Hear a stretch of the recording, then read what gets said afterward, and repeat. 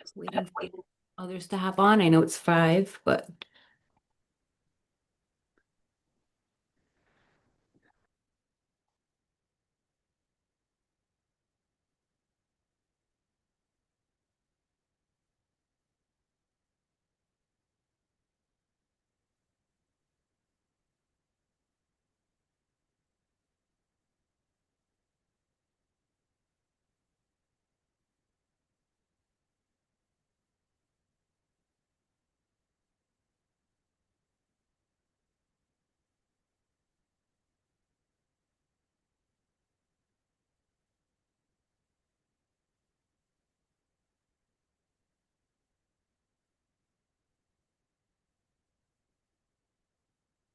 Hey, Nicole. Are you next to Pat or are you running this one? No, Patrick should be joining. I just saw him, so I know he's might just be getting in, but he's Gotcha. coming.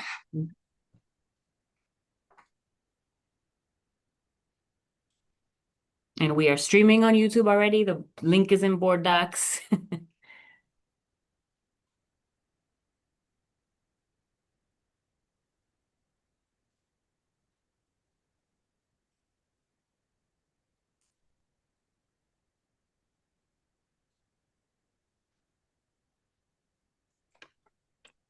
I'm just gonna call. I'm really close, but I'm not near him. I'm gonna call him right now, Christina, and see.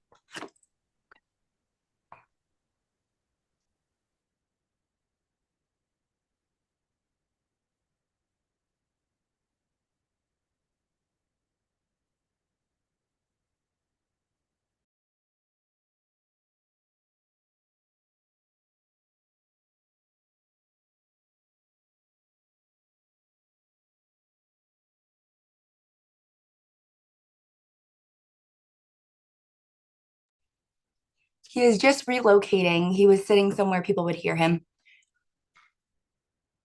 I mean, this is public, but I mean, I know. It'll be noisy. We couldn't understand and got it. Yeah.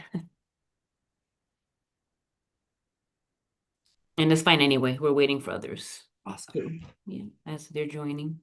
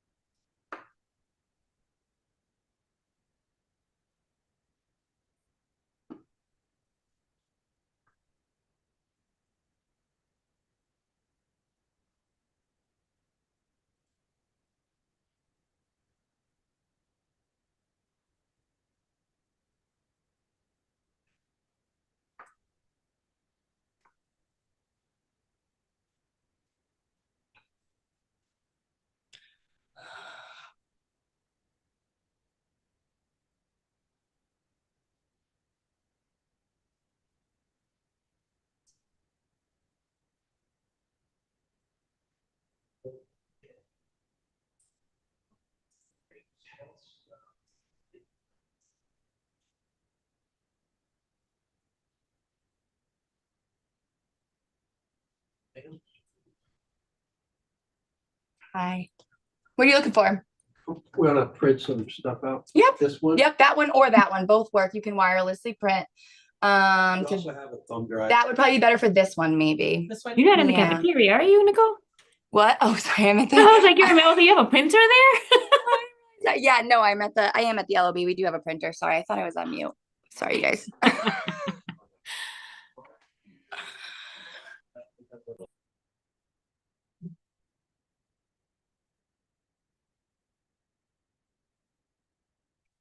The AC working over there now?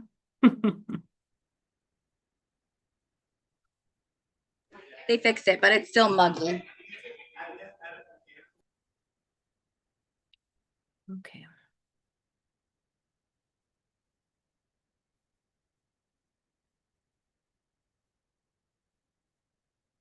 So basically, as soon as Pat joins, we'll get started.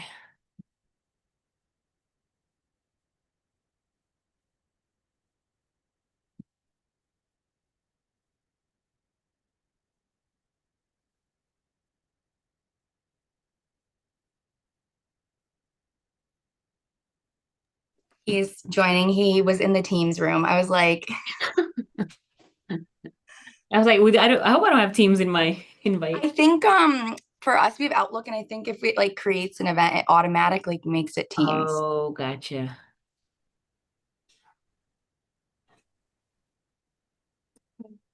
All right, I'll go ahead and get Hi. started. You, Patrick, good to see you. All Hi, Jen. right, How are you? good, good. I'll go ahead and kick it off and then turn it right over to you. So Great. thank you everybody for joining us. It is May 15th, 2025. This is the Legislative and Advocacy Task Force meeting for Hartford Public Schools. We're so grateful that you joined us. Thank you to all of the committee members or task force members that are here today. Great to see you all. And thank you to Patrick and Nicole. So I will turn it over to Patrick. Great. Thanks, everyone. Good to see you all. Nicole and I are up at the Legislative Office building. So we'll give you a report as quick as we can. They're in session for a little longer today. So maybe give you a big picture first. On the state budget, it's not in a great place right now in terms of them reaching agreement. There's gonna be a big day on Monday. They have to deal with a $300 million deficiency in Medicaid in this fiscal year we're in now that ends on June 30. And there is a significant difference in how the administration wants to pay for it and how the majority party in the legislature wants to pay for it. So that has to be solved by May 21st. Otherwise, Medicaid checks don't go out, and that would be a big problem. So everyone's hoping that they get something worked out one way or the other. By Monday, Speaker Ritter is going to put a bill on the floor anyway, and see where it goes from there. But I assume that cooler heads will prevail, and we'll get the table and agree. After that, it will be 2 weeks, a little over 2 weeks till the end of the session on June 4th. They do believe they will have a budget that will come in under the spending cap, on time, under the spending cap, and be able to do some of the things, obviously, that you are looking for. ECS would continue to be fully funded in a budget that again that will come in under the spending cap.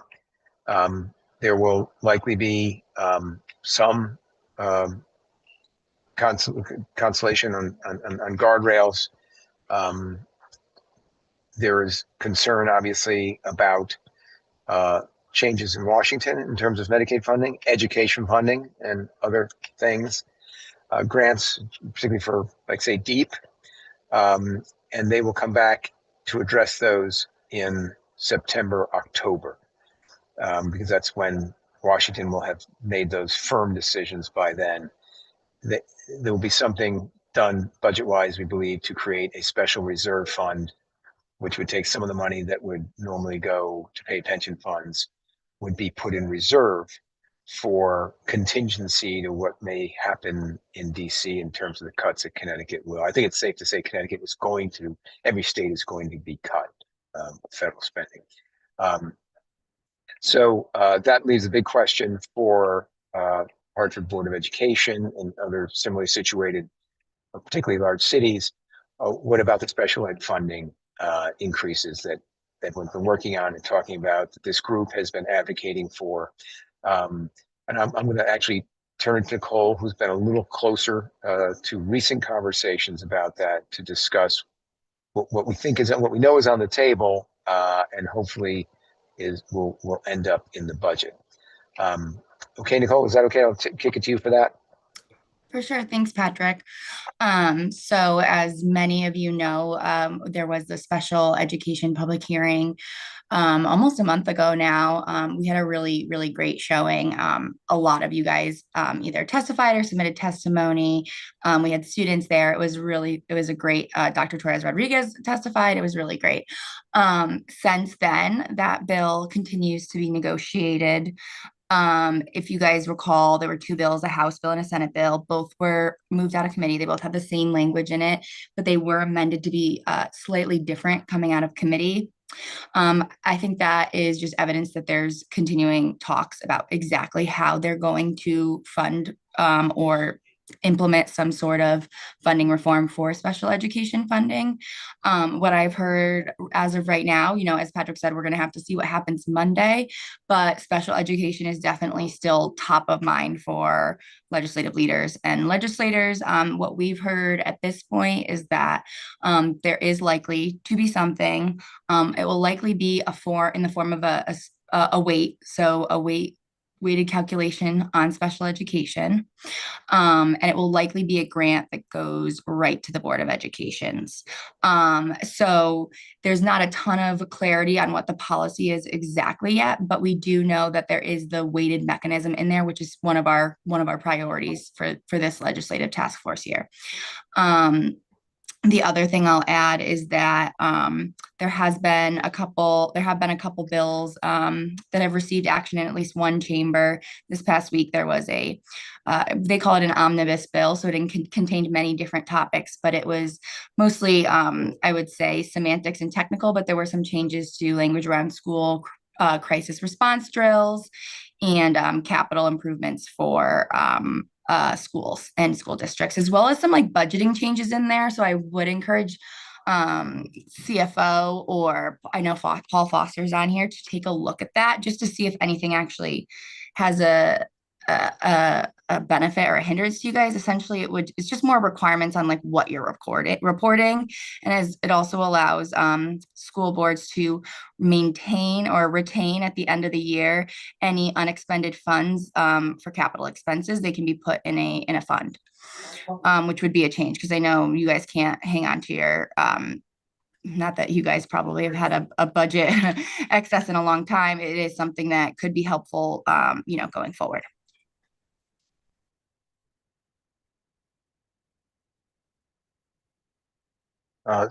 So, Madam Chair, that's legislative update. I certainly take questions now or later. And Pedro, I wasn't on the call. It's you and Nicole. I know you probably want to talk about plans for Hartford Day as well, but I'll do what you want to do next in terms of agenda. Yeah, we'll do questions first. Okay. Councilman Hernandez. Well, thank you. So just to recap it in a very summarized kind of high level, there are still the two bills that are similar in language. One that starts with a 5, the other one that starts with a 7. I can't remember the numbers now, but those are the ones, right? So those are still in play. Those are the ones that you mostly talked about. Are there any other bills that have any budgetary impact that are still in play other than those two that are similar in language for the weight of special ed? I would say also the state budget, right? That's where you guys will get your ECS funding from. That will be a separate bill. It's usually that bill will probably also have special education funding in it. It's quite possible that everything ends up in one bill too. So I know that's a little confusing, but I would say in terms of pots of money, you're correct, right? It's that adjustment to the special education funding, and then it's ECS, and then also the magnet school tuition cap, which we expect all of that to remain the same, fully funded, and the tuition cap will remain at 58%. But that's the only other bill I would say where we'd see money coming in. So no changes to ECS. It's just going to stay at the same foundational. Yes. That's right. It's going to continue the process that was started how many years ago now to have it fully funded. 2017, I believe. 17. The other and one other thing would be school construction grants. Hartford doesn't have any. Yeah. First year in a long time that we actually don't have anything. If there is anything out there that we're supposed to have, let us know. But that bill will get done last couple of days of session. Are there any just last follow-up question? Are there any estimates of what these bills that are similar in language could yield to Hartford based on how it is right now? Because the weight could be 50%, could be 60, could be 70. Like there could be any number between 0 and 100, right? Right. Hopefully 100, but I'm sure that's not going to be the outcome. Are there any sense of where we are? I don't think that there's clarity on that yet. What I've heard last was that I think the percentage that was in the bill is 25%, and that's there, but it's going to change. I think if we had to guess, it'll probably go, the weight will go lower. I know it will be more than excess cost, but I think we've yet to see any real policy exactly explaining the mechanism or how much funding you guys are going to get. So we don't And know council, what that number will and look like. Estimated. Is it okay if I jump in for a sec? I know that when there was talk about a 50% weight, that's $16 million for Hartford. Right. But I also know that in our conversations, right, if it's already moved from 50 to 25%, and I think given the state's fiscal situation, I would be shocked if it didn't go further down from 25%. So I think the maximum possible is 16 million, but I think that's unlikely. And so 25% is probably closer to 8 million, and then it would go down from there. which And- is, and Speaker Ritter has said it's a difficult conversation he's having with members, particularly because the administration is holding pretty tight right now, that we have a $4 billion surplus in our our rainy day fund, and a projected $2 billion operating surplus this year. A lot of which, as you know, is going to be going to pension payments. But so there's a lot of money around, but there's also the spending cap. I will tell you that whatever number comes out at the end, Hartford, between Representative Khan, Speaker, Senator McCrory, everyone is still pushing hard for, obviously, special ed funding. So we just can't give you numbers. But they don't know the number. It's really going to have to do with a negotiation of a $54 billion budget. And this is obviously, a smaller piece of it, but a really important piece for Hartford. Thank you. Mr. Tatum. Thank you. Just trying to think about how the potential sources of revenue correlate with our budget. We had built in an assumption that we would have an increase in $5 million from state funding into the budget. If I remember correctly, we had already assumed before that, elsewhere, we assumed fully funding of ECS and maintaining the tuition cap as seems likely. So right now it's looking like the special ed bill and adding this weight for special education is the most likely place to come up with the remaining additional state dollars, or is there some other source? So I guess that might be more for Paul, because I'm not sure, like how you guys budgeted. Sorry guys, I'm at the Capitol and people are screaming. But I believe the only thing to take in consideration with the special ed funding is it's not going to be able to be used to fill holes. It will have to go to special ed. So that's something we should run down too. But I don't know, Paul, if you know exactly what Steven's talking about, and then maybe I can add more clarity then. Yeah, so the things that are already built into our budget are what you said. So we already assume the full funding of ECS. We already assume the Cap. well, I would say we don't assume, we already assume that magnet cap, yes. And Yep. then we built in that $5 million assumption. And so that was really the dollar amount was based on the $5 million one-time infusion we got last year. So that 5 million could come in the form of this special education grant, right? And we would need, based on the numbers I just shared a minute ago, we would need a weight, of at least, I would say 15% or more to hit that 5 million number. But then an important piece to Nicole's point is the way that language currently reads, right? It's not being added to ECS, it's being added as a standalone grant. And the language currently reads is for new things to help reduce special ed costs, which in a different budget year would probably be great, in the sense of, adding more substantially separate classrooms to bring down the numbers out of district and things like that. I will say that when we had a conversation with Rep. Khan, she expressed some flexibility around what that means when we say new things. So for example, we're paying signing bonuses to teachers we hire with a special ed cert. We could use this grant to cover that cost. Now, we're not paying $5 million in signing bonuses. So I think it would take some work to figure out how that special ed grant could be used in a way that would be compliant with the grant, but also help mitigate some of the costs that are already going out the door around special ed. And the other one I was going to ask Nicole was just on the excess costs, right? We know that in this fiscal year, the legislature approved the additional 40 million. That only translated to 1 million in additional dollars for us in FY25.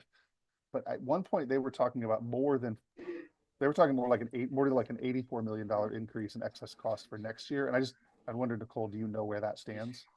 Yeah, so I do think that that is probably going to go away. If I had to guess that that's considered kind of like an in tandem, not the money that was allocated previously outside of the, like in that bill not too long ago where you guys got money for this year, not that money, obviously, but the proposal for the next 2 years. I believe it was still in the bill when it came out of committee, but the doubling, the 84 million, it would be basically 40 in 1 year and 40 in the next. And I think currently it's still in the budget, but I think it's subject to negotiation. And I don't want you guys to think that it's still there when it, quite frankly, I think that they'll probably weigh which policies they have that are best, and what can best allocate as much money as possible within their, restrictions. And I think that it's probably going to be a one or the other situation. I hope I'm wrong, but I think it probably will be. Patrick, I don't know if you have any thoughts on that. No, I think this conversation is good. So these are questions that we can try to get tighter answers on over the next couple of days. It's good to know. I don't think I knew that you had that the 5 million was the number that you use. But obviously, it's good to know. We certainly wouldn't expect to get less than that. Obviously, everything we can get over that, it's gonna be helpful. Mr. Tatum? Yeah, just a follow-up comment. Like I think it's important to inform our advocacy this reality that it's sounding like maybe the special ed increase in funding will cover the $5 million that we have already built in as an assumption in an additional state revenue. There has been some conversation that that bill could help fill the $6.7 million like cuts to services that are made in the budget that we've called high risk reductions in the hopes of being able to restore those services. But based on the information that you've shared tonight, like that certainly does not seem guaranteed. It seems like if the percent weight drops below 20, we're looking at that increase in special education costs, maybe filling that $5 million assumption, and then maybe only being able to use for certain projects and certain investments based on the language of the bill. So I'm left here like wanting to sort of go back to the table and think about like what are the likely sources of the additional revenue that we need on top of that if if the special ed legislation is looking like it might get us to what we had assumed in increased funding from the state, but not too much more than that.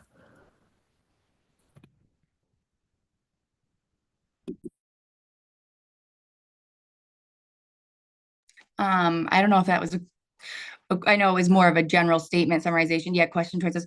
I will say, obviously, revenue at the state level is it's really hard right now. Everyone is fighting for more money.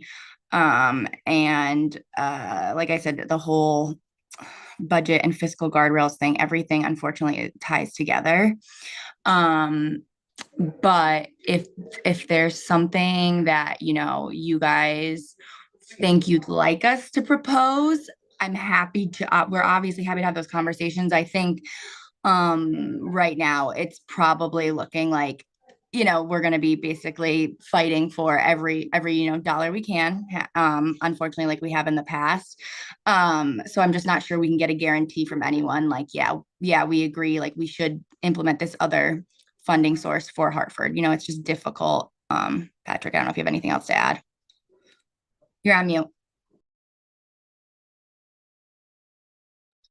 We need, what we know now, what's going on up here, what you just told us in terms of where the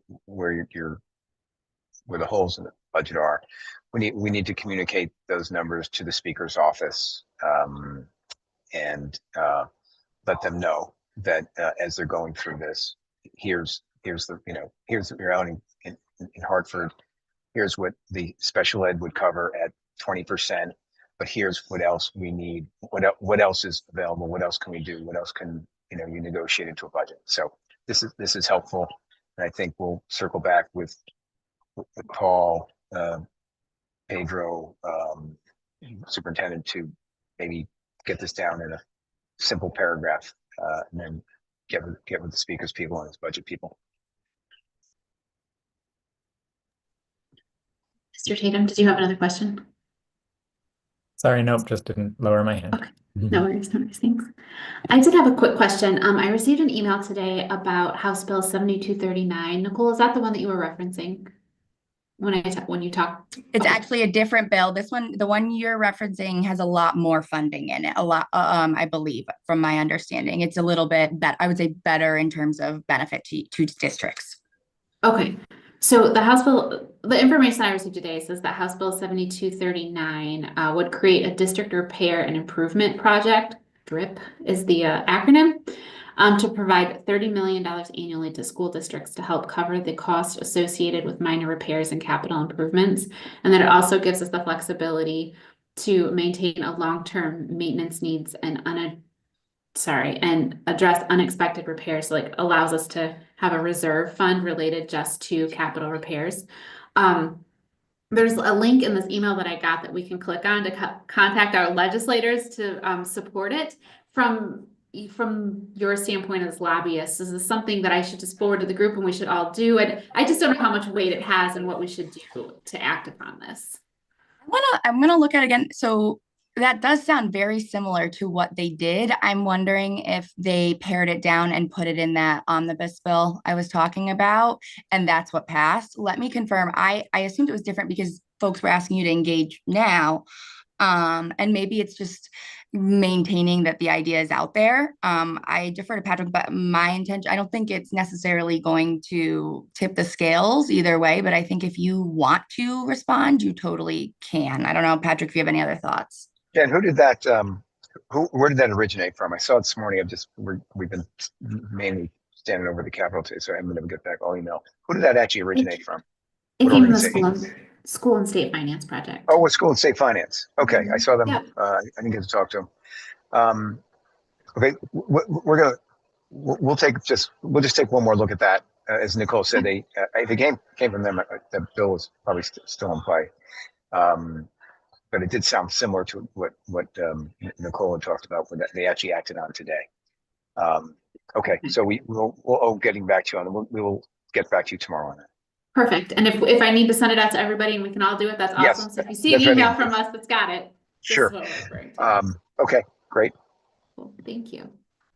I don't see any other hands. So, Patrick, I don't know if you want to continue on with next things that we should be looking at. Yeah, so I guess I'll throw it out there. I don't know, Nicole and Pedro, I don't know if you discussed Hartford Day coming up and the presence that we've talked about creating around that. Did you talk about that? I know you guys talked this afternoon. Yes, thanks, Patrick. Nicole and I spoke about it. The date is still confirmed for Hartford Day on May 29th at 3:30 at the Capitol.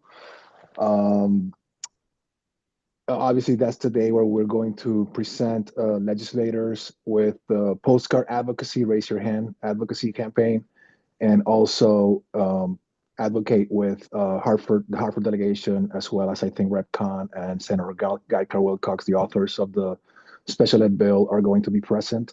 And I think on the postcards campaign, we got about 50 of them signed at the city budget meeting. Many in part, many thanks to Carol Gale, who actually put a few of them on the stage, and we got 5 back from the city hall staff on the stage, city council. I think council member Amilcar maybe have signed one of them. But I know Millie Arciniegas and Hartford Park University also have a few updates. Millie, are you in the Zoom room?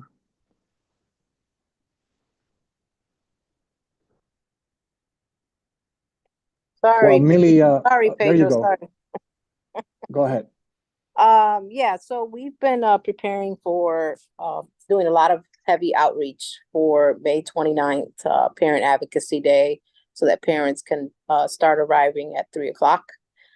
So we've outreached to 140 parents already that have confirmed that they are going to attend. We've also have T-shirts on the way for 300 T-shirts for that day. And then there's an op-ed piece as well that Pedro worked hard on and with his people. And but anyway, that's supposed to be coming out in a week in support of the bill. So so there's good things on our end as it relates to the advocacy work for this day. Great.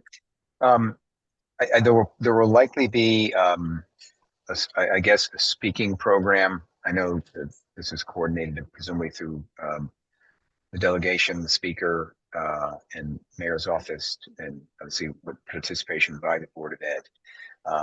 And so I don't know if they're going to ask for someone from the Board of Ed to be part of the program. Again, I'm assuming there's a program. So we'll just want to talk about the messaging. If someone is going to speak, the messaging of that with the delegation there. We walk that fine line between making sure we're really grateful to them for everything they're doing this session, and if we haven't gotten, everything we need to just kind of remind them in an appropriate way. So we have a little time to talk about that. Yeah, one thing I forgot to mention, we did do advocacy work at the city as well.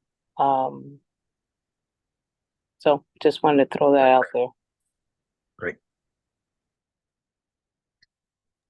And then otherwise, when chatting with Pedro, I let him know that we'll obviously be sending emails out to your delegation members as well as to, Rep Khan is also a delegation member, but as well as Chair Gadkar Wilcox, letting them know that you guys are going to be there, that our students are going to be there, parents are going to be there advocating and to look out for them, and that we're going to be there looking to engage and provide some advocacy items like those postcards. I do have an update from Carol that Christina asked me to read, but I don't want to read it before we finish up this topic. So Pedro, I don't know if you have anything else you wanted to add, or if you think I'm missing something. No, just a reminder on May 29th, I think Christina is going to send invites to everyone here so that it's on your agenda. If you haven't signed the card yet, please do and deliver it to your school or to the central office. Thanks. And this kind of ties in, so I can read Carol's update now. She said HFT has been getting, and she apologizes. She couldn't be here. She had a wake to attend, or a funeral to attend. So that's why she's not here. HFT has been getting cards signed and spreading the word on that effort. Please provide specifics on a deadline for collecting and to whom they should be sent. There is concern that principals are not promoting or that collection boxes are not visible or in use.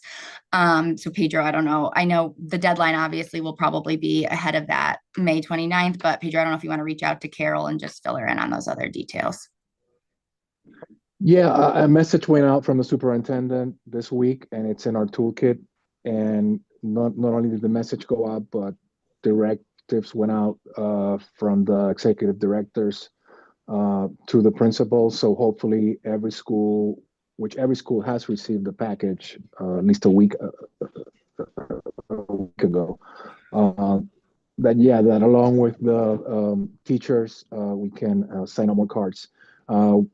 We're gonna need about 2 days to collect them. So we did put a date of the 22nd on the letter, but we may actually allow for a few more days for before collection. Awesome, thank you. And then Carol also said lots of good testimony at the Special Education Committee hearing. Efforts to pressure the governor to lift guardrails continue. She says the next action is on May 21st, 4 p.m. at the state capitol, and she encourages turnout. We are stronger when we show up together. I have to double check. I'm assuming that might be an AFT lobby day. That's the date she's referencing, but again, it's May 21st, 4 p.m. We can ask her to send out more details if anyone's interested in that.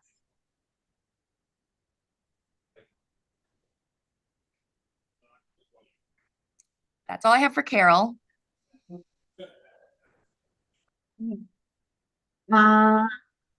Anybody have any other questions?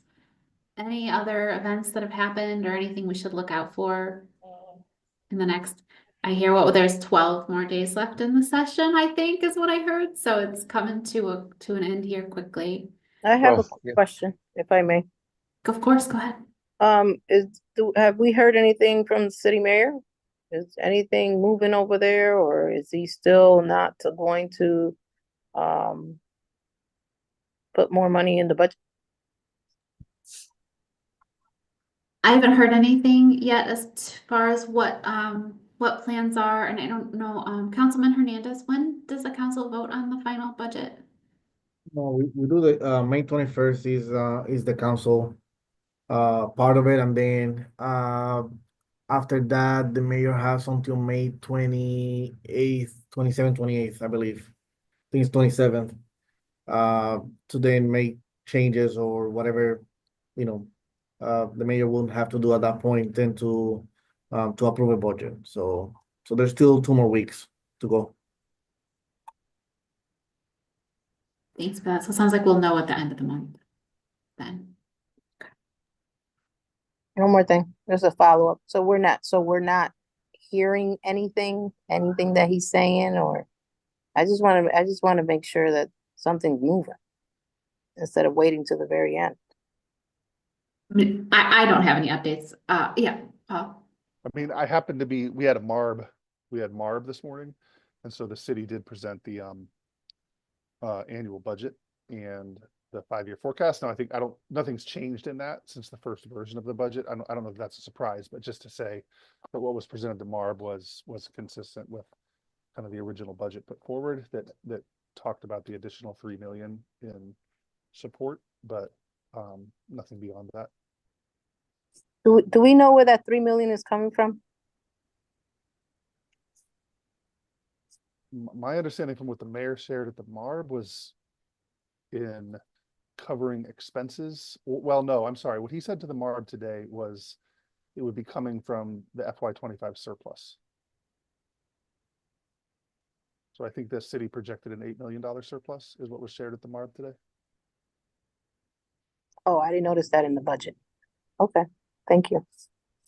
It doesn't show up in the budget because it doesn't show as an increase in the city general fund contribution. So the city general fund contribution looks the same in the budget document. Thank you.